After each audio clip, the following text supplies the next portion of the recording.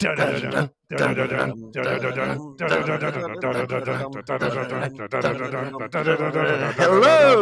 and welcome to Pull to Open, an ongoing quest with the sound of drums to watch all of Doctor Who in extremely random order. My name's Chris Taylor. And I'm Pete Paschal, and this is a very special episode of Pull to Open because we have a very special guest on today, and it is from another great Doctor Who podcast, Flight Through Entirety. It is Nathan Bottomley. Hello, Nathan. Thanks for joining. Hello. Thank you for having me. Where are you right now, Nathan? So I'm in Sydney, Australia. Which is in the very room, in fact, where we record Flight Through Entirety, because we're all locals, and so we actually usually record sitting on the couch just behind me. Wow. This is cool. I love this because, you know, the time zones now are triple, because Chris is in Pacific time, U.S. I'm in Eastern time, U.S. Yep. And yeah, what even is the time zone in Sydney? We call it Eastern time. So it's Australia / Sydney. Yeah. So it's like we're in almost like parallel universe, because I'm in Eastern time, but this is not very east as far as east goes on this globe. I feel like it should be it should be future time. Like that would be the real thing to do. Is like Australia and New Zealand should really lean into that whole being into the future thing. No, especially tomorrow. Yeah, it is tomorrow. It is Sunday for you. It's Saturday for us. Yep. We're recording this on May 21st/22nd. You just had an election there in Australia, and pretty wild election night. Yeah, things were very different from what we expected, I think.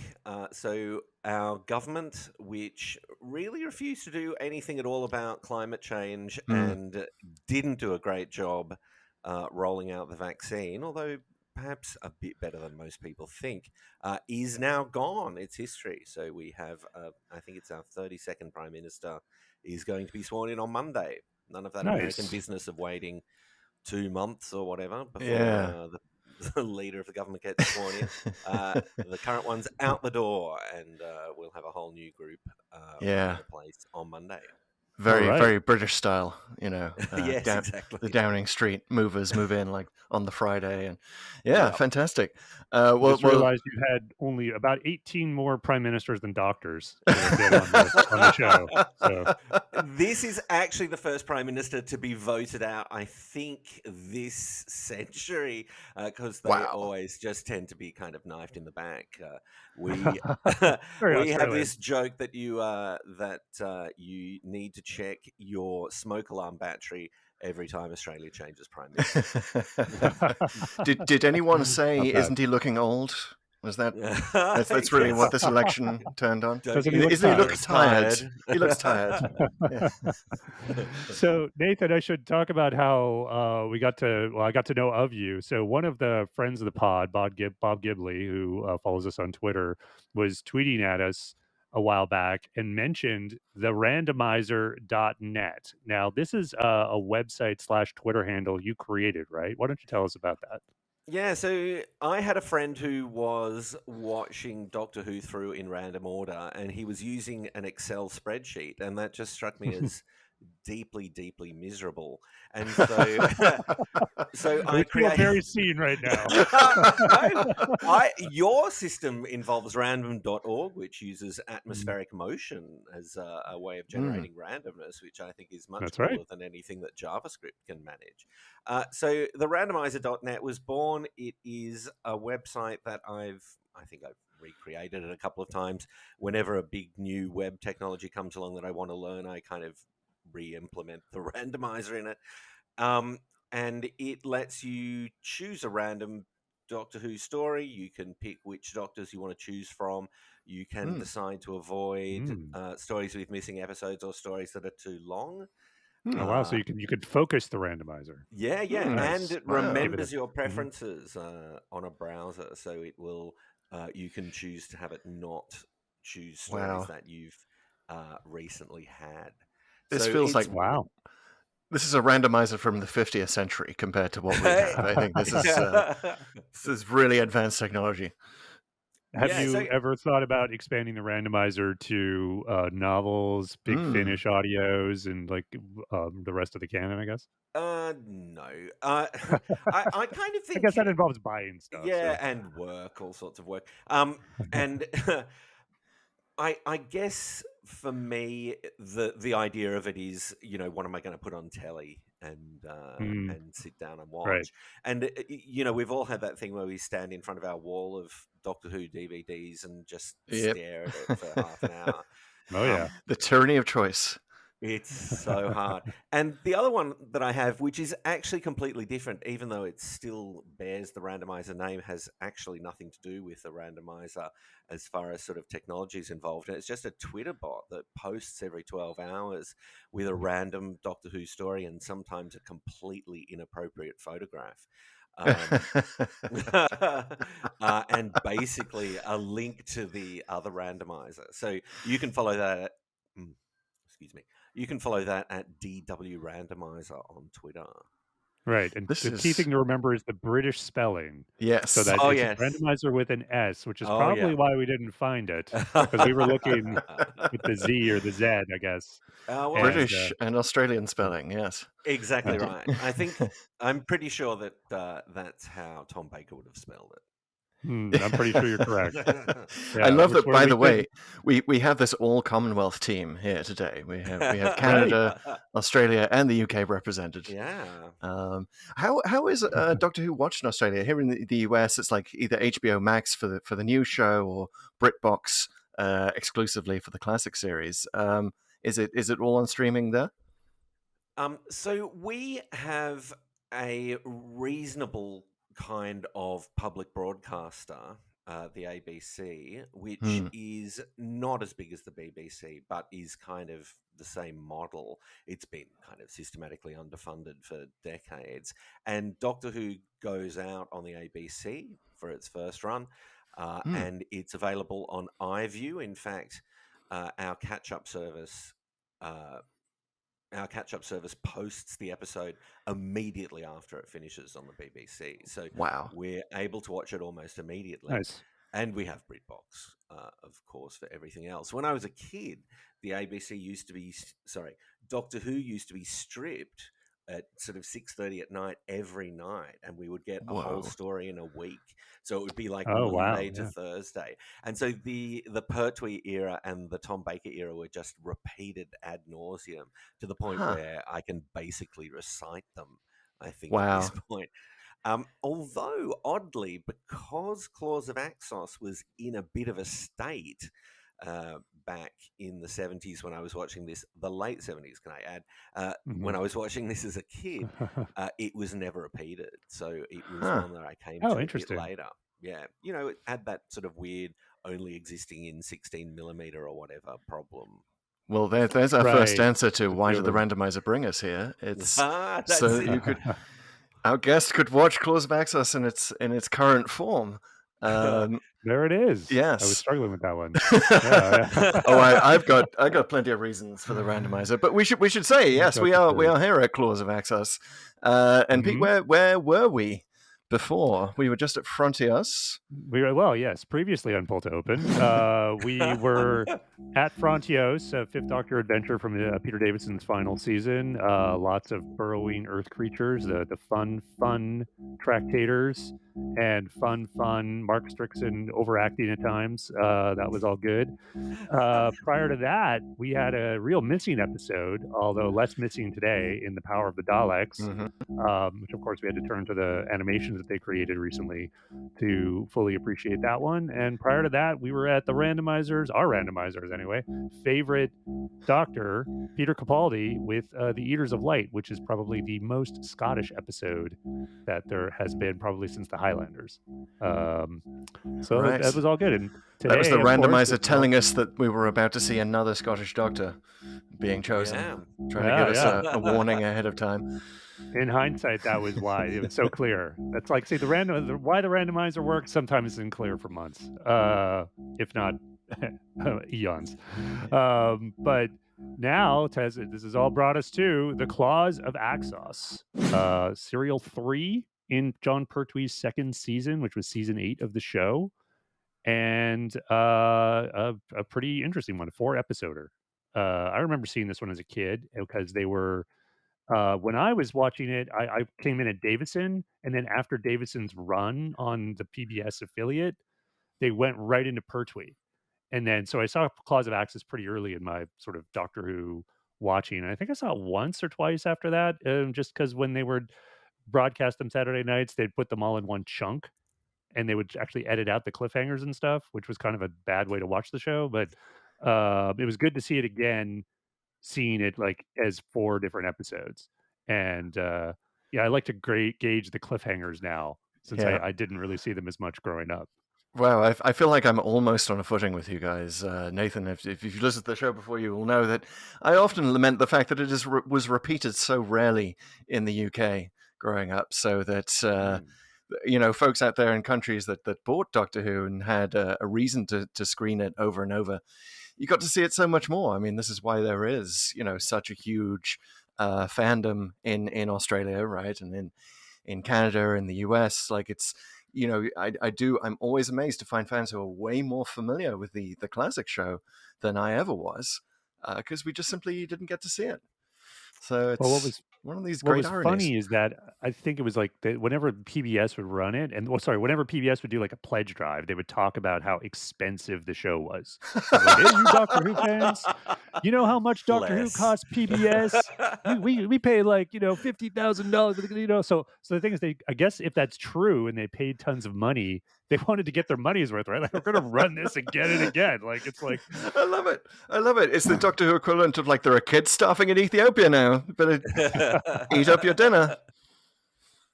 Yikes. I think that we had so much Doctor Who in the late 80s, early 90s that I remember people sending videotapes, things they'd taped off the telly, and posting them to Britain so that British fans had the chance to see Inferno. That's hilarious. Things. It was crazy. This is definitely of a piece of the fact that like so many missing episodes were retrieved from countries that are not the UK, right? It's we sent them out there to be safeguarded from our own ineptitude. The world taught you how to care about your own franchises, right? Yeah. It's definitely a lesson to be learned there. Speaking of franchises, the Pull to Open franchise is always looking for support. So, guys, as always, if you guys like what you're hearing, if you want to keep supporting the show, please leave a review on whatever service you're using. But Apple Podcasts is one of the best ones to leave it on. So even if you're listening on Spotify or Amazon Music or Stitcher or whatever, doesn't hurt to download the podcast app. Leave a quick review. You could leave an emoji. That's fine. Leave one wave the wavy emoji and say hi to us. That's awesome. And just take a second to do that. It really helps the show because the more reviews we get, the more visible we are in the podcast platform. And I'm not telling you what to write, not really telling you what to put, but those 5-star reviews really do have a special place in our heart. And while you're there, you know what? Check out Flight Through Entirety. Yeah. Flight Through Entirety, a great one. I think I was just listening to your, you guys were on A Town Called Mercy recently, right? Really good app. It really brought back, I kind of like, I think I want the randomizer to bring me there now that I've listened to you guys talk about it. Cause like, I was like, wow, there was a lot going on in that episode that I didn't fully appreciate in terms of all the, I mean, it's already a lot in the text, but there's even more that you guys were like, really took apart. I really enjoyed what you guys had to say about it. Yeah, thanks. We've just finished Series 7A and we're having a little bit of a break. And we'll be back for Christmas in July, which is an Australian thing, so that we're not eating a roast meal in sort of 38-degree heat in December. We'll be back with the Snowman. So unlike you, we are gradually making our way through the show. We started in 2014 with the pilot episode. And so we've done all of the classic series and the first, 6.5 years of the new series. And we need some tips when we get to those missing episodes. Yeah, seriously. How I'm very curious about how this has changed your perception of the show, watching it in order like that. Well, I mean, there are things that I liked less than I do now. Generally speaking, it's been positive. I hadn't watched it all the way through, and there were some Hartnells and missing episodes that I had never watched, and it really made me appreciate the early years a great deal. Like Power of the Daleks, I never really saw before we podcasted, and back then there wasn't an animated one. It was just the reruns that I had to watch, and it's so spectacular. Like, it's such an incredible piece of work, and I just knew nothing about it. So it has absolutely been worth doing, I think. What always surprised me about Power of the Daleks, it's literally the Power of the Daleks. You know? Like, I mean, there's like so many. Like, that's one thing we kind of forgot to, I think, talk about in that pod we did. It's like the title is like, it's the power. You know, like, here's the plug. The plug goes here. The static electricity of the Daleks. Yep. So slightly less exciting title. But yeah, so I believe that we, to bring in yet another country into the Pull to Open family of nations, we're still hot in the Netherlands. Thank you, still thank you, Dutch fans. Yeah, sure. I don't know what's going on there. Who's the? I don't know. Maybe they had an election there, and the prime minister is a big fan of Pull to Open. I have no idea. But keep leaving those reviews, whether it's the Netherlands iTunes store or whatever store you want to leave it in. It's great. I got to learn to say something in Dutch, I think, to give a proper shout out. But for now, I'm just Spreks to Engels. That's the Dutch that I know. Thanks to Eddie Izzard. Yes, and I think Eddie Izzard's the one who says that that's like asking a Dutch person if they can count up to 4. Exactly. Basically, he tells that whole story. Yeah, perfect English. The last time I was in Amsterdam, people were making fun of my accent. I mean, it's amazing. Spreks to Engels. Yeah, and the response from the guy in the shop is yes. Love it. Well, thanks, Dutch fans. Also, another incentive to leave a review is the prize that Pete's going to give us. That's right. And I am so invested now in the question of what the hell this prize is. And what do we have so far? It is mineral in the actual vegetable mineral breakdown, both in its composition and in what it represents. It is a mostly new Who thing, which is curious. Right. It is definitely. How did I try? I tried to break it down previous week with male doctor or female doctor. You said male. Okay, so that narrows it down to 3, 4. Sorry. Right. Yeah. So and then I tried to say, is it a Scottish doctor? Because I was going to split the difference, and Tennant and Capaldi on one side, and Smith. And Eggleston on the other. Information on that one. Yeah, and you said both, so that didn't really help me.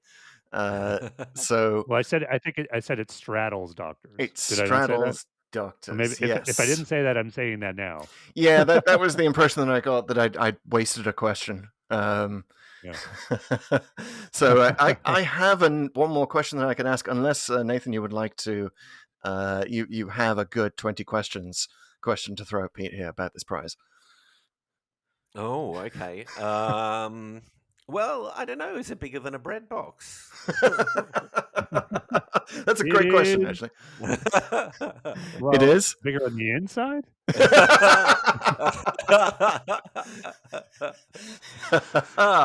Using conventional geometry. It is not. Interesting. Okay. All right. All you're getting. Moving on. More housekeeping. All right, guys, but yes, leave a review. Socials? How about the socials? Yes, moving on to TikTok. Socials are great. Yes. TikTok's been good. We're past 7,200 followers, which is awesome. Look out, 10K. We'll planning something special. It's forming in my head.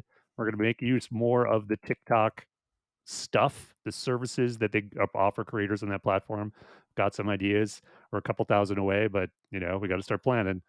Got some good comments on both the Power of the Daleks and Frontios. So it's funny, like we weren't very kind, I admit, Chris, when we talked about the Daleks on screen when they were Dalek toys and then Dalek posters.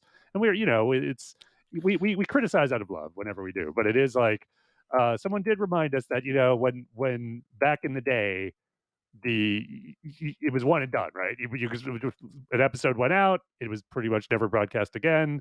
you could kind of get away with that for a couple of seconds, and the scrutiny we're kind of bringing it here into 2022. All right, fair enough. So that's good. The TikTok people keeping us honest. It's funny because the Yeah. TikTok crowd is younger, and they're like, they're kind of reminding us, the older generation, of this reality from back in the day. Yeah. So that was a good comment, sort of reminding us of that. But we also have a TikTok comment of the week, and it's from a guy named Ian Basore, something like that. Basore. And this is a comment on the one of the Terminus videos, which was about, Terminus being responsible for the creation of the universe and almost the end of the universe. And Ian says there are multiple ends of the universe because, according to Doctor Who, time can be and has been rewritten many times. Hence, why the end of the universe / time changes form. Also, different writers. LOL. And I think it's kind of like it's one of these Yeah. comments that I think it bears sort of examining for a couple minutes, just because it's clearly one of these theories of time travel and the Doctor Who universe, which there's no right answer. Like, is time rewritten? Is everything you see part of the same universe? We've seen this with the cracks in time and various other ways they've kind of quote unquote rebooted what we're seeing on screen. I guess I'm just sort of throwing it out there as like, is this a good? Is Terminus? Should we even take Terminus seriously? I don't know. On in its how the universe was created, because it's never referred to, obviously before, but not since. And we've seen the end of the universe a few times. So I don't know. What do you guys make of like the creation of the universe in the Doctor Who universe? You know that Eric, excuse me. You know that Eric Sayward just completely reused the entire thing just a few years later in Slipback, in the radio series thing. And the Vipod More has the same role as that Terminus spaceship. So he doesn't think that Terminus has created a sort of one and done creation of the universe story. And I just, at Flight Through Entirety, we're much more inclined to think of it as, a TV show that goes out every so often and the creators can't remember what happened before or don't care or don't want to leave the end or beginning of the universe alone because it's such a fun thing to do. And so we give them a pass. We just sort of think if most of the audience has forgotten Terminus, we can do the beginning and end of the universe again, I think. It's kind of nice going back and forth between the Doctor Who franchise and the Star Wars franchise, which I do. I write a lot about Star Wars, where the fans are so maniacally, desperate to establish what is canon, what isn't canon. Really, piss off a Star Wars fan by talking about, say, the Legends books, which are no longer canon, like they were raised in 2014, and there are these huge wars about. And you go to Doctor Who, which is just like, yeah, everything. I think there's a Doctor Who critic called Elizabeth Sandifer who says that everything is canon except Noddy. Because the Doctor says there isn't a Noddy in The Unicorn and the Wasp. But apart from that, every other story has happened. And yes. I mean, canon, it's drawing a bright line between stories that really happened and didn't happen. The Legends things in Star Wars didn't happen, but The Last Jedi did happen. That just seems like an extraordinary way to behave. I have a Star Trek podcast, in fact, a random Star Trek podcast called Untitled Star Trek Project, and Star Trek absolutely has the same problem. There's especially no now. space left for anything. Yeah, exactly. Because they're going back in, like with Strange New Worlds and all this stuff and Discovery into the timelines they'd already done. It's not like they're just going further into the future. No. Yeah, canon's always a tricky thing. I mean, there was a great article in Doctor Who magazine, this was years ago, that talked about this in the context of the new series, and as it was like, I think it was right before Smith took over, essentially Smith and Moffat, and they talked about how they started messing with the Earth and people being aware that aliens exist now, and but then there were characters even further out, like Donna wasn't really aware of it for some reason and stuff like that, and so you kind of go like, well, does that make sense? And we all kind of wanted it to make sense in our heads because we want this to all be a universe, because if they're all connected, it kind of has more meaning. There's sort of a pretty simple equation there. But at the same time, if you're so shackled by it and you think, Terminus is a great example. Oh, well, this was the creation of the universe and we can never do it again. It's like, you're shackled. You're like, come on, let's if we have a good story and we like what we're doing, let's just throw it out, forget about it, throw it. And what I appreciate though is when they remember and they at least throw in a line of dialogue. Right. And I find Russell Davies was really good at this in sort of being respectful of the canon, even if he did things completely like not congruent with it. Like, he wanted the Cybermen to emerge on Earth. Well, they didn't. Well, different universe, and we'll throw in some lines. It's like, oh, okay, well, we'll do that. There is a very, very easy piece of headcanon, and it's sort of related to the fact that the Peter Cushing Dalek movies are reappearing in cinemas. I think they're getting a new screening in the UK at least later this year. And I'm reminded of the fact that I think it was Moffat who said like that their canon in the sense that it was like, some American movie producers decided to retell the story of the Doctor, right? They're kind of within the Doctor Who universe. You can kind of say the same thing about the entire classic show. It was like basically the Doctor sat down with these bunch of scriptwriters at the BBC and said, let me tell you some stories, right? And of course, rule number one, the Doctor lies. So if the Doctor is telling the entire story of the classic show and getting, actors to play him and limited budgets to represent it on screen, then it's, it makes sense that like the Doctor's sort of rambling retelling would itself have tons of contradictions inside it. So yeah, that's the headcanon I'm going with going forward. I love it. That cool. The Peter Cushing theory is marvelous. It's so great. It's in the novelization of Day of the Doctor. It is, yes. Which also says that his appearance in Rogue One is actually not CG. It is Peter Cushing being taken forward in time by the Doctor to play Moff Tarkin one last time. The greatest conspiracy of all time. I love it. Moon landing's got nothing on that. Okay, guys, a little bit more housekeeping. Once again, reminder, we're on Twitter and Instagram, Pull2Open63. We're trying to do more on both, so please follow us there. If you're not already following us on TikTok, which of course we are at Pull2Open, all one word. And we're also on YouTube, and we're uploading every week. We'll eventually get our archive up there, so watch for that someday, which could be the future when you're listening to this, so maybe that's today. And we got one more thing, it's a question. It could be the question. The question that resonates every particle in the universe, or at least the ones here close to my microphone. Chris. Yes. Have you seen Legend of the Sea Devils? I have not. I've still not seen it. And at this point, I'm pretty gung-ho about not seeing it. At least until until you have to. The centenary special comes out. Like maybe I'll watch it as a palate cleanser before that. But yeah, everything that I've heard about it so far, the fact that I've not been spoiled is sort of rather telling to me. Impressive. Like it's impressive, but also it tells me that like there's not that much to spoil. It's kind of missable. Yeah, that's the sense I'm getting. So yeah, we'll just keep going as a segment, and we'll see how long I can not watch it. Watch the randomizer take us there. I was trying to kind of work out what I would tell you if I wanted to spoil you about it, and I can't come up with anything. So yep. It's kind of the trailer played over and over and over, and then you kind of have the same effect.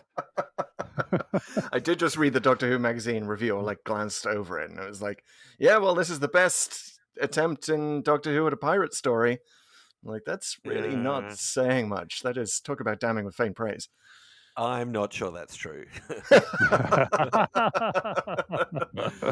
Curse of the Black Spot, just genius. I had a massive rant about Curse of the Black Spot because it starts with pirates and just very quickly heads off into low-effort space corridors, and it's sort of super disappointing. But I'm not sure that it's a lot worse than Legend of the Sea Devils. All right. Well, yeah. Well, maybe hearing how bad it actually is might make me go hate watch it. So this is the It's the strategy that might work. Well, that's our plan. Have we successfully lowered your expectations enough? Yeah, it might end up being good. Level, I'll be like, you buy, whoa, whoa, this is actually a coherent story. It has a beginning, middle, and an end. It's amazing. Yeah, that won't happen. Yeah. All right. Yeah, you won't have that reaction. All right. It is time. It is time. Not, I know. is it? Yes, it is. Yes, it is, Pete. It is time. I know you're prevaricating on this, but we have to do it. We have to do the segment called TLDW. We do it every week. It is a summary. Those of you watching on YouTube will see that the Pete screen has just gone dark. He's now bathed in the dark glow of his room because he's closed all his tabs. Because it is time for Pete to summarize the whole story that we're covering today, the Claws of Axos. We allow 30 seconds per classic episode. Claws of Axos is 4 episodes, not the 7 that was originally intended. So sorry, Pete, you don't have 3.5 minutes. You just have 2 minutes to tell us the entire story of Claws of Axos. Are you ready, sir? Probably as I'll ever be. I'm a little worried about this one just because I watched it over a series of nights, and one of those nights I was very tired. I was fading in and out of episode 2 or 3, and then I kind of picked up what was going on rewatch when I was doing looking at the commentary. Yeah, but I'm still a little like I'm still okay. I think if I make it through the halfway point and I don't crash and burn down a rabbit hole, I think I'll be okay. I think it'll be fine. And also, definitely, there were parts of these episodes that I watched where I was like, "What exactly is going on? What is the story? Am I just having an acid trip?" So it might not be me. Okay. Yeah, exactly. I don't think it's just you. But that said, it is time. I'll give you a countdown. I will start the timer. I'll tell you when every 30 seconds. In front of a new guest. That's right. That's right. We've just done it between us and several thousands of our closest friends. So I will give you a countdown, and then Pete will start summarizing the Claws of Axos in 3, 2, 1, go. Okay, so there's this ship, and it's crashing. It's heading toward Earth, and it's sort of this organic ship. And the Doctor is arguing with this guy from the Ministry of Defense who doesn't like him. The Doctor is an unknown, and the guy's very almost borderline xenophobic, and is kind of a very nationalistic dude. His name's Chin. And then they get to pick up this ship. They want to shoot a missile at it. They do, but it doesn't work. And the ship ends up essentially crashing somewhere in England. 30 seconds. And it's buried. And so they go and investigate. And it turns out it's the Axons. And the Axos is the ship. And basically they're like, hey, we need to hang out here and rest. And we're going to give you guys a gift if you just let us do that. It's called Axonite, and it's going to solve the world's problems. We're going to increase the size of frogs, but everything else too. And so they're like, great, this is awesome. But it turns out, oh no, these guys are actually completely bamboozling everybody. They're not actually beings, even though they appeared as humanoids. This is an organic spaceship. It's actually grown from a single cell. It's like one creature that wants to replicate itself worldwide. And it's actually already captured the master, who's on board and is now kind of working with them to help their plan to kill everybody. So the Doctor is, because of Chin, he and the Brigadier can't really do this very efficiently because Chin wants to get the army to take control of Axonite because he thinks he's going to be some hero. But then they sort of get control of it 90 seconds. With the help of an American named Bill Filer. And they use this power plant nearby and this advanced technology to turn, and the TARDIS, to turn sort of the energy back on the Axons with the Master's help too. And in the midst of doing that, the Doctor tries to get them to tell them that he's going to give them sort of time travel, but he fools them. He actually gets the Axon ship in a time loop, traps him in that, escapes at the last second. The Master runs off in his TARDIS, and it's all good. Wow. Excellent. Very, very, very good. The Master. We don't even really know he runs off his TARDIS. He just gets into it, right? He gets into it. That's all we see. I always thought he escaped. Yeah, wow. I felt like I was total rabbit hole with the Chin stuff because it was hard to summarize any of that because it's all political and. There's the army and the unit, and there's a lot of interesting, like, it's very straightforward, but the politics of this one is one of the most interesting things about it, I thought, where Really? Yeah. you have the Doctor and the Brigadier and unit on one side, and Chin and the Army and the Ministry on the other. And if only they weren't so, at each other's throats politically, like maybe we could actually thwart this creature a lot earlier than we did. Yeah, the Doctor actually says England for the English, eh? It's actually To such a memorable Chin. line. Yeah. I Yeah, that's it's very the interesting. I remember that one even from my first watching of it. It's just such a and Pertwee, man, he is like almost borderline over the top on this one. Like he's really like going all out in his performance. I Yeah, was well, pretty yeah. we were previously. I'll just mention while we're talking about Chin, we were previously a Terror of the Autons in our random rewatch many moons ago, and we encountered Brown Rose, and that's the government minister who's simply there, or the functionary who's simply there for the Doctor to berate him. But like here in Chin, here is someone who is actually worth the Doctor berating, not like poor old Brown Rose. Well, I mean, the Pertwee era has a kind of internationalist sort of feel to it. I think, when Pertwee attacks Brown Rose, it is along similar lines, isn't it? What about your responsibility to the planet or the universe Right. or whatever? And I guess is it Day of the Daleks, where there's a giant peace conference where Right. all the world's leaders will be there together and so on. And so that's kind of the feel of this era. And what the fun thing is, of course, is that the horrible insular Little Englanders nearly ruin Axos's plans just by not wanting to distribute Axonite for kind of, political reasons. Yeah, it's very interesting to watch this in the Brexit era and to think about that, because this is the closest that we get to the Doctor sort of attacking that kind of English British nationalism, and we see Chin personifying the sort of that sense of like, oh, we're going to keep this to ourselves, we're not going to share it with our partners. But yeah, it's basically a story in large part about that sort of the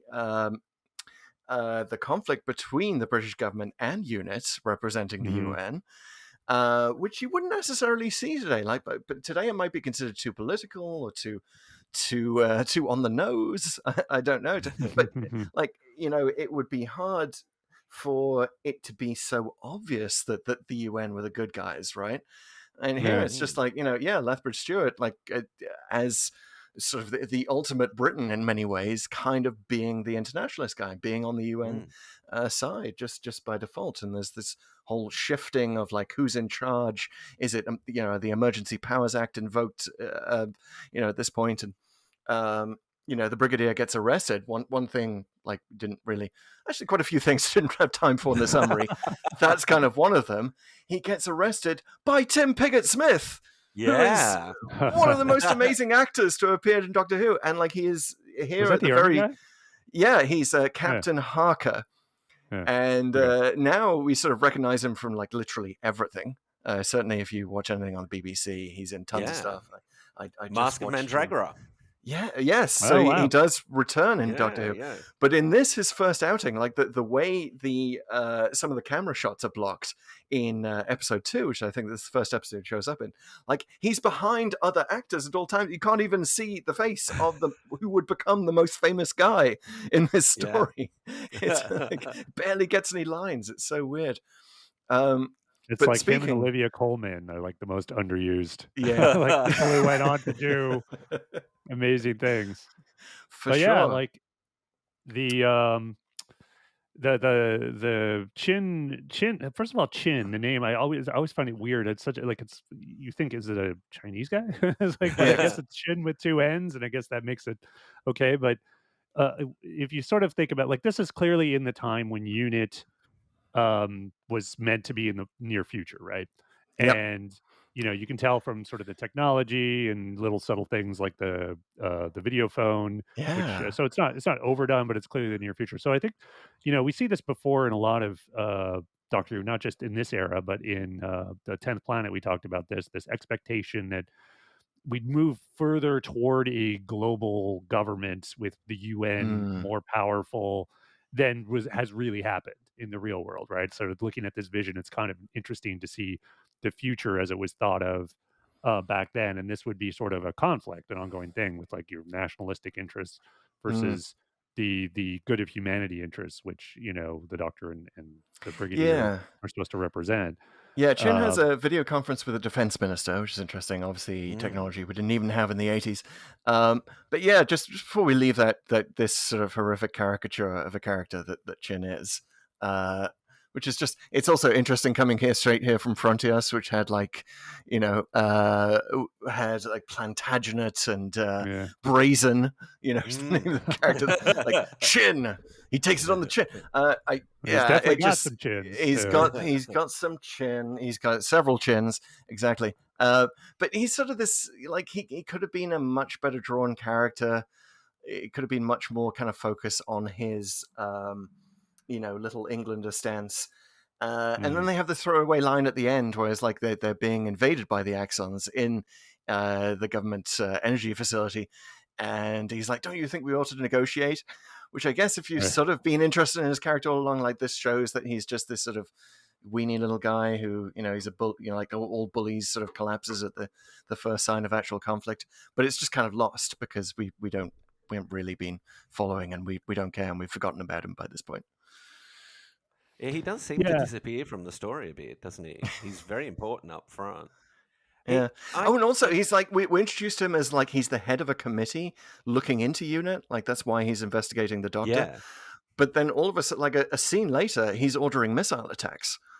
The committee goes away as well. Opportunist, I mean, there's a lady, a sort of blonde lady, sitting on the couch, and another person who are in that opening scene, and presumably that's the rest of the committee. And then they kind of vanish midway through. It's like almost immediately later.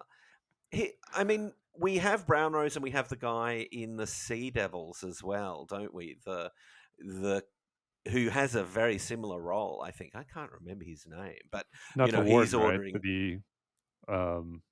No. There's a guy who comes and orders bombings and stuff against the Sea Devils. Right. Yeah. And then there's the government minister in Inferno as well, who's sort of of course. Yeah. There's always someone who's like borderline xenophobic, and their response is let's kill him. And it's funny, like in this era that is kind of the Brigadier in the Silurians. I don't want to, it's a little more sophisticated than that, but I think they must have thought like, well, that's going to get tiresome quickly, and you can't have the Doctor in conflict with the direct conflict with the Brigadier throughout. They've got to be allies.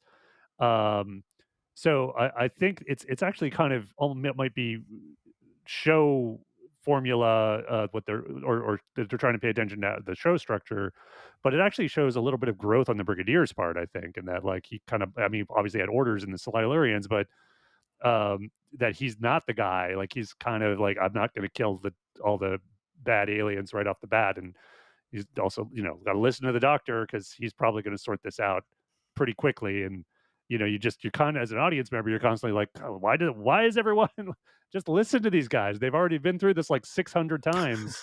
The Brigadier does know what they're doing. The Brigadier does go back and forth on whether he's trigger happy or not. I mean, and he'll go back the other way in the Green Death, right? Blowing up the coal the coal mine with the maggots. Yes, well, the maggots. I kind of understand that. But speaking of maggots and weird creatures and rabbit holes that you didn't fall down, I think it's probably best that you didn't mention Pigpen Josh, which is the name of the Tramp who appears at the start. Now, having not seen Claws of Axos, I assumed that when we had so much focus on a Tramp-like figure who seems very much like a caricature, that this was going to be a Basta disguise. Right? I saw Pigman Josh. I was like, well, this is clearly going to be the Master, right? He's just pretending to be a tramp and kind of ranting to himself. But no, he actually is a weirdly fleshed out character for someone who just gets devoured by Axos in the first 5 minutes, and has sort of become legendary because of this. Doctor Who really has a problem in this era with people who aren't middle class or Right. upper middle class. And you remember Sam and Meg Seeley in Spearhead from Space as well, Hmm. sort of famous working class people who are just kind of horrible. Mm. And Pigman Josh is just indefensible. I mean, he can't even talk, can he? He just sort of makes noises. And we're kind of not too worried that he gets killed because he's a sort of poor person. He's surplus to requirements. It's He can't really even handle kind a of bike very awful. well. Yeah, yeah, And the only reason we know he's called Big Ben Josh is because he's in the credits, right? And like yeah. he has no one to talk to. There's no dialogue. He's just No. muttering to himself. And poor guy, Interesting yeah. note on his death scene, or not his death scene, with the body, because he Mm. dies when he's absorbed by Axos and ejected, I guess they say. But his face starts to collapse, I think, when Yates, I forget if it's Benton or Yates, but one of them touches it, and then it flashes to white. And apparently it's Yeah. because Barry Letts thought it just looked terrible when the face sort of caved in, the special effect they did. And but it's actually survives in, if you look at the deleted scenes on the DVD, you can see Oh, it. And so I watched it, and it's funny how having watched special effects now for in 2022 for so long, Mm. it's hard to calibrate to that era anymore. Like what's good and what's bad for the time, because it's like, well, yeah, it doesn't look great, but I mean, does anything right now? Like, like it's all like I got it. It's fine. It sort of caves in, and it's comparable to when sort of remember when one of the female Axon is absorbed back into Axos, and sort Yeah. of the face sort of balloons. It's comparable to that, just sort of in reverse. So I thought it was fine. It's I actually thought it was too horrific. I thought that was the problem. Not that it was a really terrible special effect, but that it would mm. frighten the kiddies. And so that's why Oh, we went to white. I I could might be. have misunderstood horrible when he was Yes, saying yes. Because I mean, plenty of horrible special effects go to air in this serial. I mean, we'd be It's constantly fading to white. yeah. I think it was a body horror kind of thing, which is again another Mm. interesting reason to have been brought here from Frontiers, which was supposed to have a lot more body horror in it. But yeah, there are a lot of. It is a great story for unintentional hilarity, I think, which is part of the joy. Let's be honest, part of the joy of watching Classic Who is some of those moments. And for me, it kicked off when my wife watched some of it with me. She watched basically the first episode and the fourth episode. And the reason we didn't watch the second episode is because it immediately came up with the publicity shot, and you may have seen this one. It's Pertwee and Delgado standing on either side of the photo, and they're sort of they've got hands on hips, they're kind of looking at each other sternly, and the spaghetti Axon is between them, and it's just it's one of those caption this moments where you just imagine one of them saying to the other, well, I didn't order the spaghetti, why do we always come to this Italian restaurant? I don't know, the servings are just ridiculous. We couldn't get past that. She couldn't get past the spaghetti costumes when they are climbing on top of Benton and Yates's Land Rover, is it? They just Yeah. right. and they're falling all over them. And yet there are some scenes where the spaghetti accent's kind of scary. It kind of Yeah, I like works. him. I think when it focuses on the face and like Yeah. the electric lash. Yeah. So yeah, it's an interesting sort of representation of what Classic Who can do, right?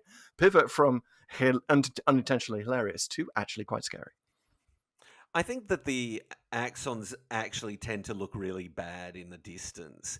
And in that scene where they're clearly sort of stunt guys dressed as Axons falling Right. off the Land Rover, it just looks like a sort of comfortable padded outfit that it would be fun to fall off a Land Rover in. Like they really are kind of terrible. I can't get over the eye of Axos, for God's sake, that ever made it to air, that they didn't fade to white whenever that appeared on screen. I was sort of uncomfortably reminded of a previous boyfriend. I think it's really a problem. It's very, very bad. Sometimes an eye of Axos is just an eye of Axos. But Well, yeah, it is. We should definitely talk about the interior of Axos, of the ship, which and is the just actual claws, which is probably Yeah. the worst part of it, because I really enjoyed the actual creatures, like you said, especially from the when you get close to them. I thought they were very effective as sort of action monsters because you kind of know what they can do. I think one of the problems with a lot of Doctor Who monsters is that they physically you don't they look kind of cool sometimes, but you don't actually see like, well, I forget what I was talking about with this. There was a but there was a monster in New Who that you just kind of like, okay, like what exactly are you going to do to me when you get close to me? But here it's clear, right? Like the tendrils come out, they can kill you, disintegrate you, capture you, and there when you don't have an eye on something, I feel like that's automatically your fear goes up because you can't you don't really know how this thing's sensing things, and it's just creepy. You're just trying to figure out how it even interacts with the world. So I like that. But man, when you get inside, I mean, those little claws on the walls, and they're kind of Yes. like The claws rudely on the walls. grabbing people in I ways. And there's actually a point really where they grab Joe Grant's kind of around she her skirt area, and you're just kind of like, okay. she did say, she said this in an interview with Radio Times in 2012, that she'd never been so manhandled at all, and unintentionally, apparently, as when the claws were, kind of around her breasts, and that was apparently not just like casual sexism in the 70s workplace. It was just that the guys operating couldn't see what they were doing, right? But Right. yeah, calling it the Claws of Axos is sort of like calling Genesis of the Daleks the Clams of Skaro, right? I don't know of any other title that draws attention to like the worst special effect in the story. Like, instead of the talons of Wen Chiang, the rats of the London sewers. Yeah, it's kind of weird. Which does, we should mention, like, this wasn't originally called the Claws of Axos, right? It's gone through perhaps more title changes than certainly any other story we've encountered so far. Started off as The Gift, then it was like Doctor Who and The Gift for a while, and then The Friendly Invasion, and then it became, I think because of Terrance Dicks's involvement, The Vampire from Space, or The Vampires from Space. Mm-hmm. Which is just interesting because we've recently been to State of Decay, right? And learned in that just how much Terrance Dicks loves vampires. So it's kind of funny to see them try to get them in here, or try to say that, no, these guys are actually vampires. Right. It's kind of like, it's a bit inaccurate, and it kind of gives it away, doesn't it? I mean, not that the Claws of Axos sounds terribly friendly, but I mean, if it's a vampire from space, okay, right off the bat, we got to kill this thing, right? It's amazing. It's amazing that they even considered The Gift as a title, because it's such a non-Doctor Who title, isn't it? It's absolutely like Terror of the Gift, The Gift of Death, possibly, but not The Gift.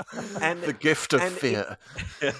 Yeah, but it's actually a really good title, because I think the idea is it's a sort of Trojan horse thing, isn't it? It's absolutely central to what's going on here. And how do the humans react to being given this thing? And the Master says it's something that just exploits human greed. It's very smart. And I actually really liked the cliffhanger to episode 2, where the Doctor puts it together. Oh, okay. No, the bit where just right before the cliffhanger, basically the Doctor is like, he sort of dawns on him. He's like, wait a minute, the Axonite, the ship, the creatures, it's all the same thing. Like, it's all just this virus that's coming to sort of eat us. And, I just think that, like, I remember as a concept, it's just really, really simple and really good.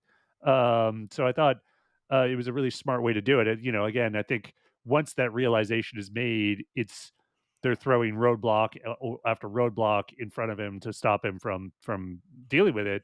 But it is like one of the, it's this thing of like the MacGuffin is the problem, which was kind of a good little twist. So since we're talking about the Gift and the origins of this, we should say that this goes back to all the way to 1968. It was originally proposed as a Troughton story. It's Bob Baker and Dave Martin's first outing for Doctor Who. They would later come up with K9, most famously. But Terrance Dicks was involved, and they Dicks basically asked them to write a Doctor Who script, and the original idea was that a massive pulsating space brain shaped like a jellyfish lands in Hyde Park and reshapes itself into a giant skull, which, okay. And then there was going to be galactic battles and a cliffhanger in which a spaceship pilot was either strapped to or turning into a giant carrot. So, well, they got the carrot. I mean, carrot's all right. Although I gotta say, the ship's great. I mean, like you get right off the bat just by looking at, oh, it's organic. Oh, I get it. This is a ship, but it's very unusual. And there's, it's like I thought the effects, again, calibrated for the time, were all fine. Like the psychedelic stuff inside, like the ideas they were getting across were clear the whole time. And I just thought it was just really well done for 1970s Doctor Who. I think the interior of Axos is amazing. I mean, the exterior breathes, doesn't it? You can see the model breathing as it heads towards Earth. And, it embeds itself into the Earth for kind of budgetary reasons, I guess. But once, Right. Once we're actually inside, there's CSO, there's actual kind of practical kind of lava lamp stuff being projected on the walls. Things are... there's miniatures. The whole thing is sort of made out of this sort of mishmash of weird special effects technologies. And increasingly you get overlays and things being superimposed upon one another. It's really, really strange. And I think it is absolutely the most striking thing about the story is just how weird it is. And I think Doctor Who needs to be putting weird things on screen. I have this sort of ongoing thing about 90s Star Trek, which is, it's people talking cheaply in standing sets most of the time, and nothing very weird is happening. Doctor Who can be like that. It can be just, rubber lizards or something, and we're all standing around talking about them. But this absolutely has ambitions to be the weirdest, strangest thing that you've ever seen. And like last week you were talking about the tractators producing that beam that wouldn't have been out of place in a sort of 80s pop video. I mean, there's heaps of top of the pop stuff going on here, I think, in Axos as well. It's very 1971, and we did talk about this a little bit with Inferno, how kind of psychedelic bits of Inferno are, where the Doctor goes into the Sideways universe. It's very, very trippy and kind of wouldn't look out of place in like a Rolling Stone short film of the era. And this has the same thing. And when we first see the human Axons, and they appear with like that amazing gold face, which I think actually the best costume of the whole thing is like the gold face with the eyes looks super creepy. Apparently that gold paint was extremely hard to wash off, and once they were gold and then they were beat red, apparently, according to one of the guys playing them. But they appear and they just sort of they look so 1971. And the Doctor has this line of like, there you go, Minister, there's your enemy. And I sort of felt like he was going to add, it's the hippies. Like we were going to start hearing Age of Aquarius in the background. It definitely has that feel of like, yes, we have come, we are the enlightened race. We have come to your Earth. We are, spaceship Earth. Like, it sort of fed into that whole notion of early 70s of, cosmic far outness and 2001 A Space Odyssey, and really had a lot of those vibes. And I love what they did visually inside the ship. I think you're absolutely right, Nathan. It really looked great. There's even sort of quite a boring scene where the male Axon is delivering valuable exposition to Joe and the Doctor over a screen. Do you remember? And like it keeps fading between him being sort of facing one way and just facing sort of 10 degrees to the left as he's delivering it. And there's no reason for it. There's no storytelling reason. It is just determined to be weird. And when they feed the power of the power station back into it, and the Doctor and Joe are in there for the episode 3 cliffhanger, there's just weird gold Axon heads kind of flying around for no sensible reason. It really is great. It's so superb. Well, it also just adds to the danger, and like when the enemy can disorient you and alter what you think is real. and keep you constantly like, what is it? This is it that? Are they here? What are they even doing here? What's their motivation? I think it just really adds to this. Like it's just you don't know what to think anymore, and you might not even know why they're here, what they're doing. You just Yeah. start to question everything, and it just you kind of think, is it just going to end up being all a dream at Yeah, some you got to point? wonder, did someone on the production team drop acid? Because it Almost definitely certainly, has or that nearly feeling all of of them. being Yeah. a bad trip. Yeah. Yeah, Yeah. yeah. You remember when Joe hears Bill Filer's voice, the male Mm, Axon says proximity to our this part of the studio causes weird mm, hallucinations and things, and it's really Yeah. easy to believe because yeah. that's entirely what they're about. Yeah. Yeah. And he's gaslighting her, which is just, Yeah, just kind Yeah. of but interesting. Well, he yeah, keeps doing that, but because of their power, you kinda like, "Oh, okay. Sure." yeah, Give me it's some easy to Axonite. believe. Yeah, yeah. Give me more And of that. Give then, me more of that good Axonite, man. Come on, just one more hit. yeah, one more hit. Like, the first Axonite is free. The first enlarged frog is free. Yeah, there's also like the most psychedelic use of math ever in Oh, Doctor Who. Like, there's yeah. that scene where it gets fed, the equations get fed directly into Axos, and like you see the equations appear on the screen as the Doctor's thinking them. Mhm. Right? And it's like, wow, this is, is this sort of a, Doctor Who's remit to be educational, right? Still around in the early 70s, and like, well, we're trying to get kids used to equations here, and you know, uh, make Terrible equations cool. nonsense, though, aren't they?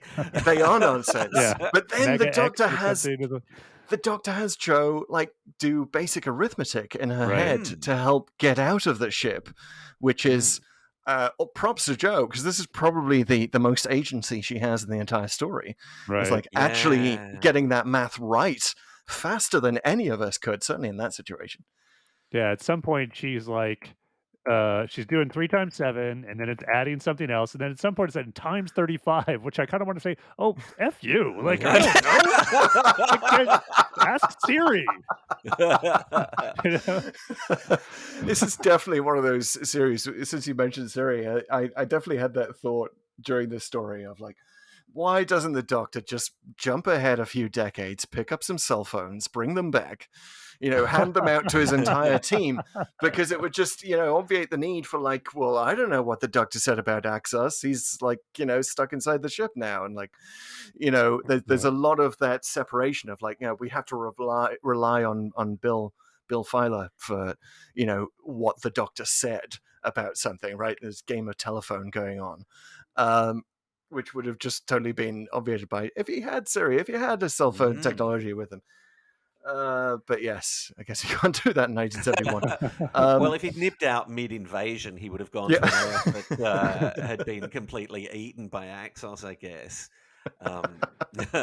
So there's a whole What? subplot in this where like the Brigadier is constantly getting arrested or is in control, and there's like either the army or unit. I mean, we touched on it a little bit Mm. earlier, but I felt like uh, I kind of couldn't keep track of when he was a prisoner or wasn't, and even though like I also feel like there was a missed opportunity here to underscore the difference between unit and sort of the British Army, and that like, and again, this is 1970s Doctor Who, but it's essentially one group of uniformed white guys, British, all British, versus Mm. another, and one has slightly darker fatigues, right? Like Yeah. it would have been nice to see at the time, like if it's a unit force, why not have it a little more diverse and have it a little more like just a little more more clarity on like the operational differences between these two groups, Yeah. right? Who's the goodies Um, and who's the baddies?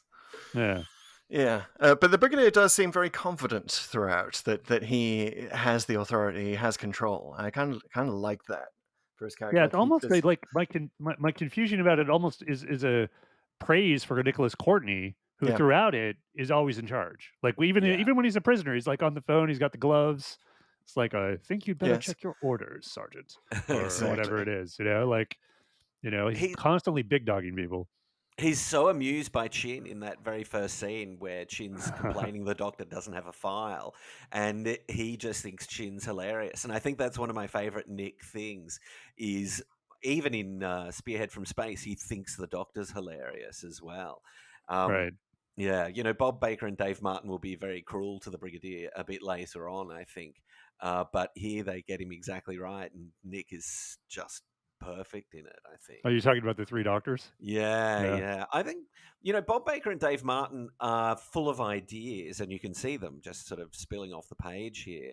But I think that just generally speaking, each story they write is worse than the previous one. They're kind of a reliable pair of hands, aren't they? But they did have to put up with and did not like the fact that they had to insert the Master in this story, because of course the Master was in every story in this particular season. We can argue about the effectiveness of that, but yeah, they sort of had to squeeze him in at the last minute, and they kind of did so under duress. But the Master ends up kind of being the best thing, arguably, about Claws of Axos. All credit to Delgado, obviously, for that.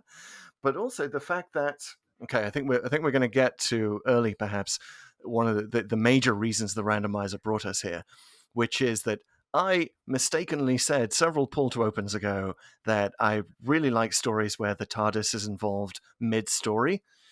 Right? And ever since that, took us to Frontios, where the TARDIS does a big part, gets blown up mid-story and then brought back together. And the same is going on here, where we see the interior of the TARDIS the first time since the War Games, which is amazing. We hadn't seen it. That we know from Inferno. We saw the console outside the TARDIS, but they've rebuilt it. It's a weird TARDIS. It's all over the place. And this, to my mind, is not only the best Delgado performance in Claws of Axos, but possibly across his whole run, where he lays into the Doctor's TARDIS. He just disses it so extreme. He's talking to himself, walking around the console, which we can see is in a complete state. It's a mess. There are wires everywhere. It's like walking into a teenager's bedroom. And the Master is just kind of dropping bombs everywhere on the Doctor. How would you keep this in such a state? What does he call it at some point? It's like trying to ride a toaster or something. No, trying to fly a second-hand gas stove. Isn't it, or something like that? It's so great. Not just a gas stove, a second-hand gas stove. So good. He's so embarrassed when he's first revealed as well, up against the wall with the claws. He's just visibly embarrassed to be here. It's wonderful. I think the Doctor... I think the Master, the real threat that the Master always poses is that he'll take over the show, because he's a Time Lord. We know that one of the superpowers of a Time Lord is to be the star of Doctor Who, and the Master risks being more fun and enjoyable than the Doctor. And I think it's why Missy is so great. I think it's exactly what happens in Sound of Drums, Last of the Time Lords, where the Doctor gets shrunk down to nothing and the Master gets to do all the fun things and have a TARDIS and say funny lines. And here the Doctor is such a jerk in this story all the time. He's so obnoxious, and he's not with Jo quite enough. I think in this era, this Doctor, Pertwee, is at his best when he's being nice to Jo, and here he's kind of horrible to her, and she's not in it all that much. And I think the Master is charming as hell working with Unit in the power complex. He's great. I would absolutely watch him, the show starring Delgado, sooner than a show starring Pertwee, I think, at this point. Yeah, the I think Master, it's always great when he basically becomes Unit's new scientific advisor, in 5 minutes. And he's much more helpful. He explains what's going on. He's charming. He's terribly polite. He's all of the things that the Doctor isn't. Yeah, and I think it leads to one of the best scenes in the show. And it's actually even better. I think now, 30, 40 years on, 50 years on, God, in that, it's the bit where it's getting close to the cliffhanger of episode 3, and he has the line, either Axos destroys the world or we destroy it, along with the Doctor. What is it to be, Brigadier? And it's this, if you think about it, it's kind of the same sort of horrible choice. Imagine it with the Doctor there. You know, like, would it really be that different? And I think it's actually ends up being the scene where you can find the difference between the Doctor and the Master because echoes of that choice are repeated throughout the show, but certainly in the new series with the Time War and what the Doctor had to do to prevent to end it. And it's kind of like the Doctor that we want is Chris Eggleston at the end of Party to the Ways, where he's like, I'm not going to do it. You know, Mm. I'm a coward any day, given that choice. And the Yeah. Master, like this is, if you want to, well, look at this scene as as a proxy of like the razor between the two characters. The Master will do it. He will do what needs to be done, and even though there'll be collateral damage, but the Doctor will always make that choice to find some other way. And I think that Mm. that was sort of a, you know, to me when I was watching this time, sort of cried out to me. I Yeah. think the Master relishes putting them in that position, actually. Like, True. he makes the same decision that the Doctor would have made, but I just don't think they put the Doctor quite in those sort of trolley problem situations. Literally what I was about to say. The Master is the master of the trolley problem. Absolutely. But He loves it. Yeah, he likes having, having the Brigadier make that call. It's excellent. It's yes, and the fact that so again, I'll emphasize this is my first time watching Claws of Axos, and I had not known that Pertwee's Doctor could be such a dick. I mean, he kind of is at the end of Inferno. First of all, abandoning an entire sideways universe to their doom, but secondly, like taking off and giving the Brigadier almost the finger as he departs. And here Did he have a is like. gun on him. Yeah, well, that's fair, but Oh no, wait, you're talking about the Brigadier. real, Sorry, the real Brigadier. I When said the brigade he leader. lands, and he lands on a trash heap and comes back and sort of sheepishly has to come running back, which is sort of echoed here, right? By the way, the ending of the Claws of Axos, like, oh, I'm a galactic yo-yo. The Time Lords have actually programmed it to always come back to Earth. Guess I've got to be nice to you again. But yeah, he's a super dick here, and it's interesting because again, I think the randomizer wants to bring me down because we were talking about this notion of how like you don't, if you want to make the Doctor unlikable, you do it in a Troughton way, right, rather than a Colin Baker way. More irritating him than an actual dick. Irritating with a recorder rather than trying to strangle your companion. Well, Pertwee here is he goes further than Capaldi in like Kill the Moon, to take one example of Capaldi's Doctor running away from the problem, and Forest of the Night sort of almost has another kind of similar scene. That whole season is kind of playing with this notion of like Capaldi's Doctor is a coward and he runs away and he's kind of an asshole, and here Pertwee does far worse with trying to sort of say goodbye to Unit, goodbye Joe, I'll miss you most of all, and then like, oh, I'm off with the Master, we're space boyfriends now, makes sense, gonna abandon you all to our doom. So it's interesting, it's kind of challenging this notion of like, can the Doctor be a dick and get away with it? Because Pertwee kind of can.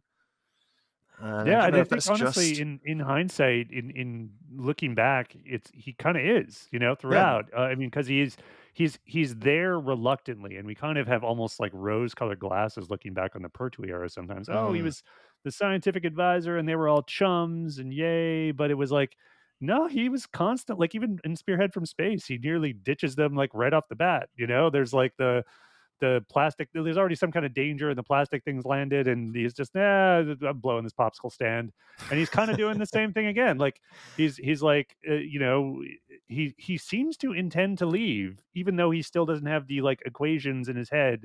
Like he's gonna have some operational TARDIS, and he's like it just seems like it's so fundamental to him to have that freedom to just go out wherever that he lashes out when he doesn't have it. You do get the sense that he kind of means it. Like it's, in part he's trying to fool the Master, but he kind of means it.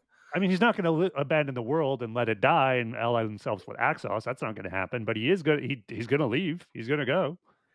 He does it in Terror of the Autons, doesn't he? Where he gets the Master's dematerialization circuit and he tries to leave. And I think all that faffing about in part 2, which is kind of super boring, really, where he's sort of there with Windsor and Hardiman and whatever. I think that happens to sort of set up the idea that he wants to leave, to make his threat to leave just a little bit more credible, because he seems to have been spending his time trying to use Axonite to possibly repair the TARDIS in some way. Right. So we've already got the idea that he's going to leave. I think, Pertwee's really obnoxious in Series 7. I think he starts to calm down a bit in Series 8, and it is when...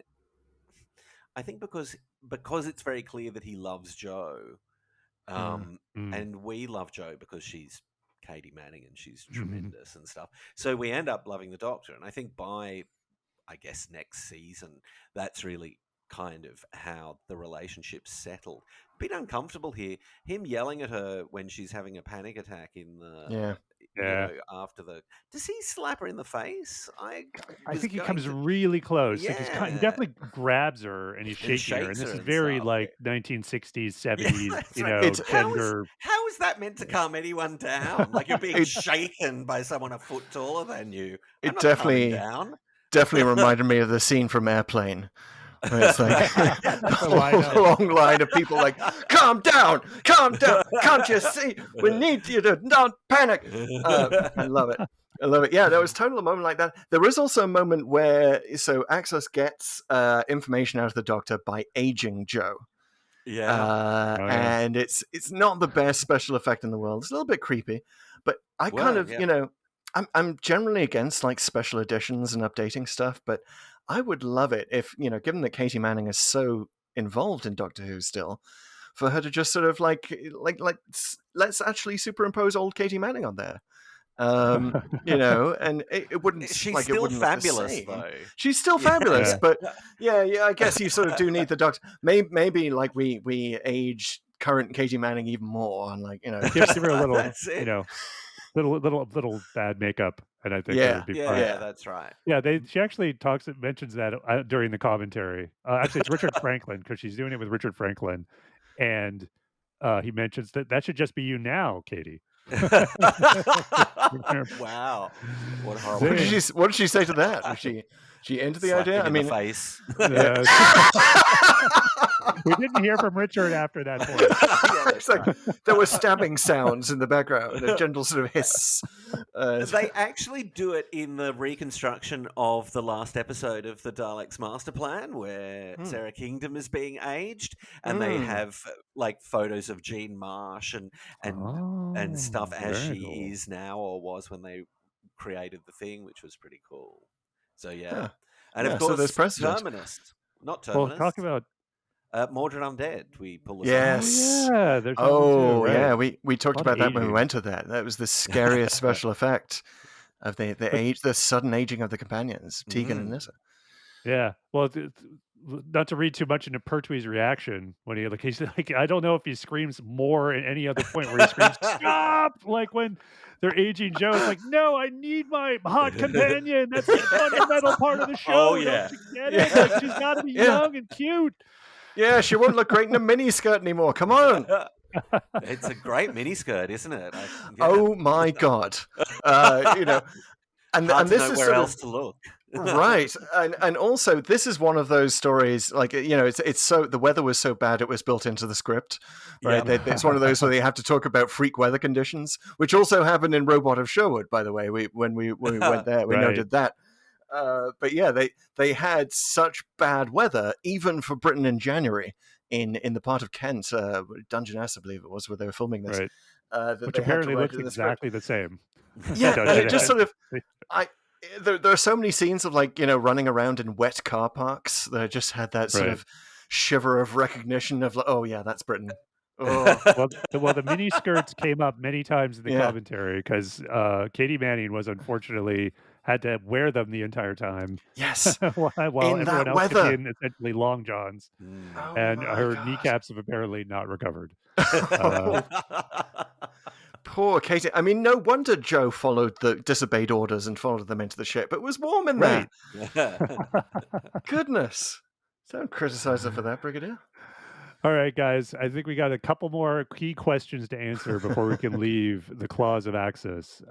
So, Nathan, as you might know, we've already tackled one of these, is why the randomizer brought us here. but we also like to ask ourselves, what if the evil plot had succeeded? And sometimes we have to identify the evil plot. Sometimes there's more than one, and sometimes there isn't any. But I'll give you first right of refusal to answer this one on your theory on what would happen if the evil plot succeeded. Well, here I think it's really just obvious what's happening, isn't it?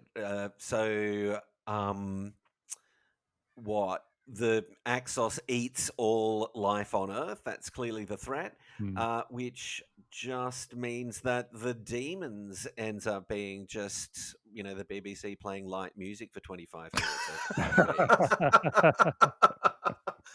Or maybe it's so Colony in Space is the next one, right? Chronologically. Oh yeah, the future wouldn't have happened, would it? Yeah, we wouldn't have had Colony in Space. Yeah, or maybe the Doctor is just stuck there. Can't come back to Axos Earth.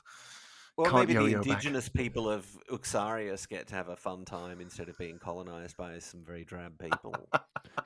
One thing I'm not confused about in the evil plot, it's definitely like that Axos wants to consume Earth. Why does the Master want to destroy all life on Earth? That seems like to be like, is that because they talk about it in, I think, episode 2 when they're talking about the bargain they made, and the Master wants the Doctor dead, and the Master also goes, oh, but you're also going to kill all life on Earth, right? And I think he's doing it to annoy the Doctor. Do you think? Yeah. To give him the sads.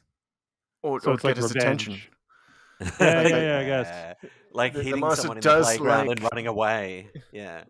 Exactly. I mean, this is a through line with the Master right through to Missy, right? Missy was, pausing planes in the sky just to get the Doctor's attention. Like, well, even Sacha Dhawan, really, like he killed all Gallifrey.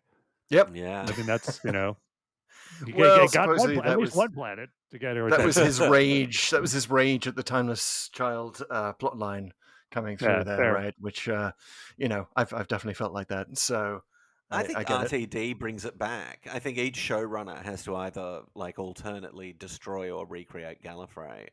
So RTD destroys it. Moffat brings it back. Chibnall destroys it. So big return for Gallifrey. It's his turn. Back again. Do you think? Good point. Yeah, could be.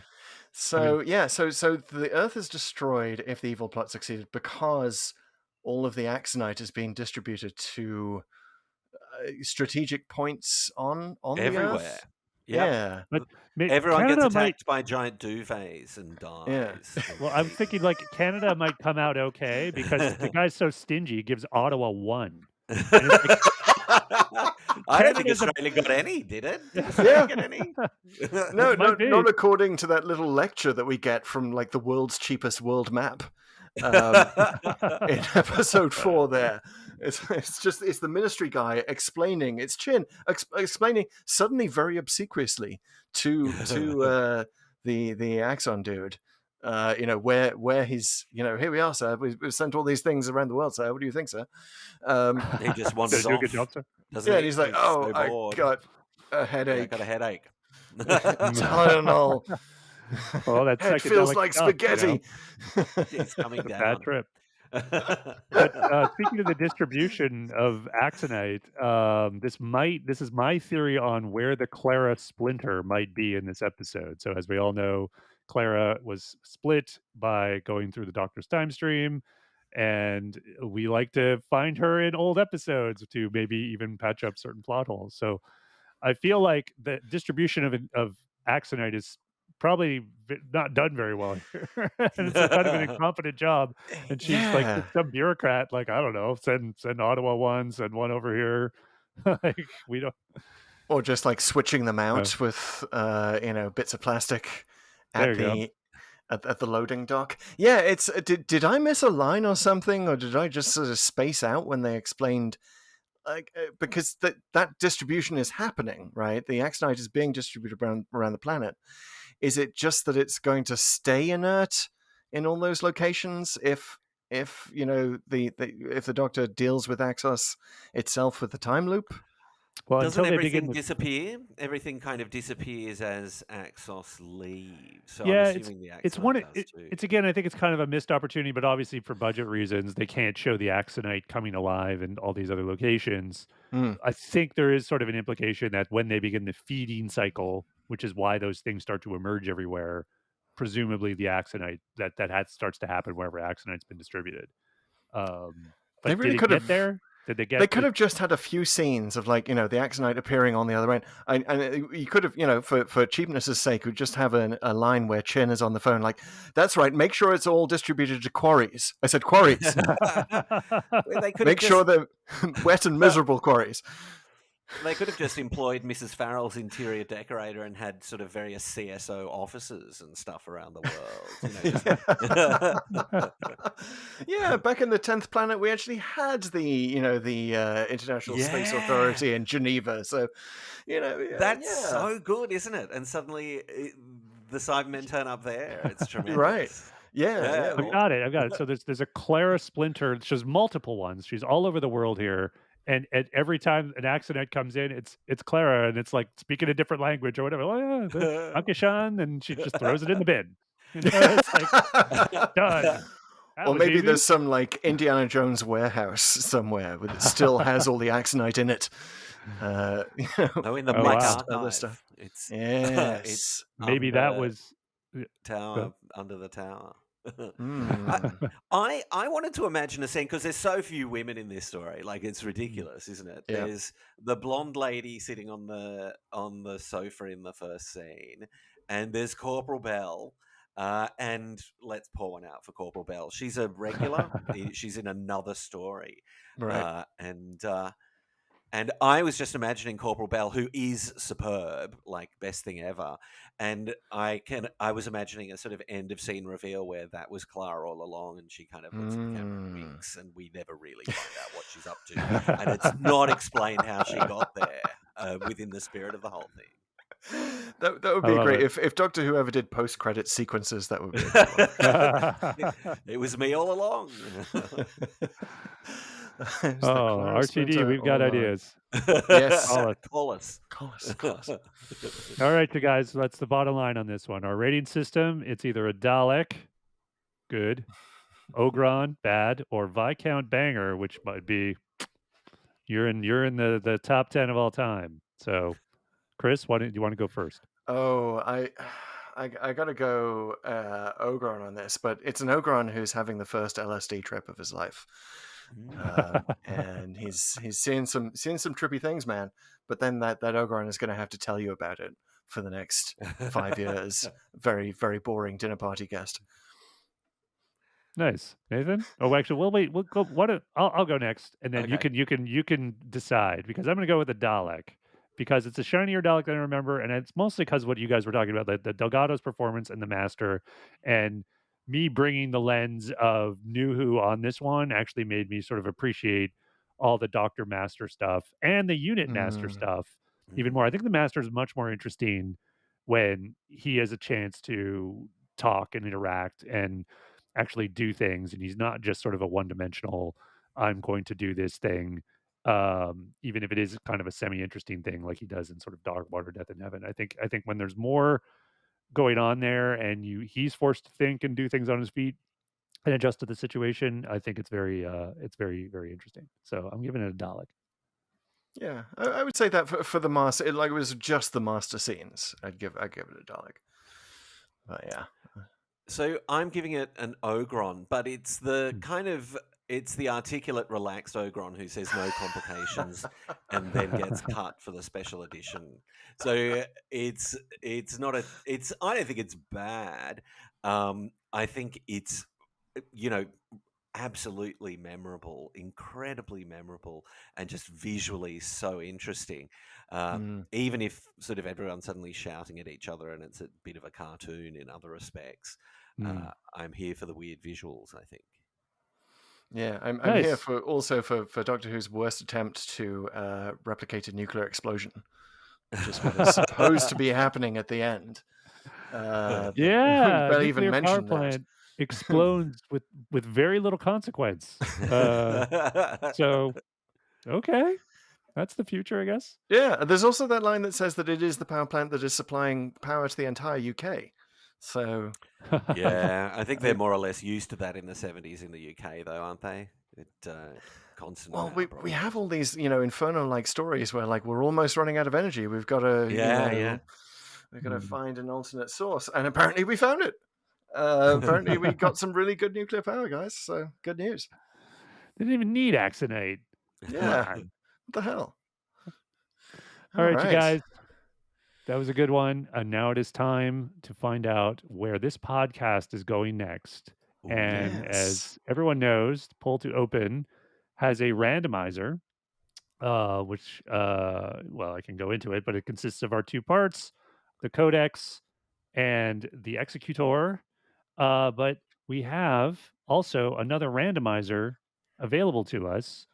And we're actually might sidestep into another TARDIS, I think, this week to let that one take us on its a random adventure. So, you know what? Nathan, Let me just put this on pause for a second because I have to talk about the Master's TARDIS. So we have talked about this in Pull to Open's past, that the Master's TARDIS is too tiny for the Master to get into, and like when it was a clock, like how the hell did he get into that thing? We also talked about it with Attack of the Cybermen, like when the Doctor's TARDIS loses its chameleon circuit, becomes an array of things that it's hard to move in and out of. But in this, the Doctor's TARDIS is seen for like 1 minute, and it's like a giant fridge, basically. Right? It's sort of pink, isn't it? And you can see the background through the gap in the door. It's a realistic size TARDIS, which is nice. It's so nice to see. Why wasn't the chameleon circuit working? Why didn't it look like a glooby globby piece of Axon gunkiness, or at least a big claw? I don't know. The Master emulating the Doctor there, really. Yeah, I think he just reset it to factory settings. Done a hard get his attention by breaking the chameleon circuit. All right, yeah. So let's go random. Let's install a new randomizer. Random. So yeah, we're gonna. What we want to do is we're gonna hook up our codex to the randomizer.net. Randomizer with an S. If I have it right. And Nathan, we'd love it if you could like man the controls here. Oh, okay. And take us to a story. Now, we have to calibrate it to our codex so that because we have all the stories that we've done, which are of course time locked. And but if you could find us one that you haven't done, that we haven't done, that'd be awesome. So I don't think you need the numbering or whatever. Let's just spin this baby up. But Chris, maybe you want to give him a countdown. Are you ready? Yeah, absolutely. I'm just sort of looking at the randomizer.net now, and it's fantastic. You've got the choice of narrowing it down by doctors, skip long stories, skip missing stories. Don't repeat the stories, but it is set up for us perfectly in this the default settings. In the settings.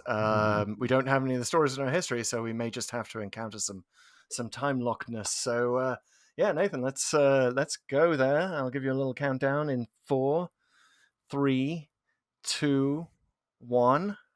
Where anything could happen. Oh, well, okay. I don't know if you've done this. I think you probably haven't, because I did take a look at the codex earlier, and it is the Romans. Oh, 1965. Back in time. Yes. Yeah, it's one of my absolute favorites. I'm a Latin teacher during the day when I'm not podcasting. Oh, wow. And the Romans is one of my absolute favorites. We had a Doctor Who club at school, which Stephen Moffat got to hear about because one of the Doctor Who directors from his era had a kid at the school, and Moffat was absolutely terrified by the thought that they were watching 60s Doctor Who at lunchtime once a week. In a high school in Sydney, and we showed them the Romans, and the kids roared with laughter at Nero, who is just hilariously brilliant. It's such a great story. The Doctor and his friends get menaced by various bits of stock footage, and there's a giant climax at the end. Great show. Well, this is fantastic for in the pull to open mythology for two reasons. First of all, this is the randomizer doing its usual thing of taking us to the serial right after a serial we've been to. You've already done. we did the rescue, right? That was that's the preceding one, which leads straight into the Romans, with that cliffhanger at the end of the rescue. I think the rescue was that the first Hartnell one we did. I think it was. Was it, or did we do? I think we did Sensorites. We've done 10th Planet. We've only done 3 Hartnells. So this may be the first one. It does lead right into the Romans, but also when we challenged the randomizer about 2 or 3 weeks ago, we do find the randomizer kind of on a delay with accepting our challenges. I asked it to, after Eaters of Light, in fact, because that was Roman focused, give us another story with a Roman in it, allowing for any sort of, Auton Rory Legionnaire kind of situation, and anyone with, cloak and sandals, anything. And it's taken us the Romans. So fantastic. Possibly because we didn't issue with the challenge this week. It's kind of filling up the backlog of requests here. Well, Nathan's randomizer heard your challenge. It's a big fan of Pull to Open. Let's be real. I gotta say, I like this. I like how it's working for us. It's we might have to fire it up again. But we've unfortunately come to the end of this broadcast. Nathan, thank you so much for joining us here for Pull to Open and getting our claws into the Claws of Axos. It's been a delight. Hope you can come back again sometime, and this isn't the last time our 2 podcasts cross paths.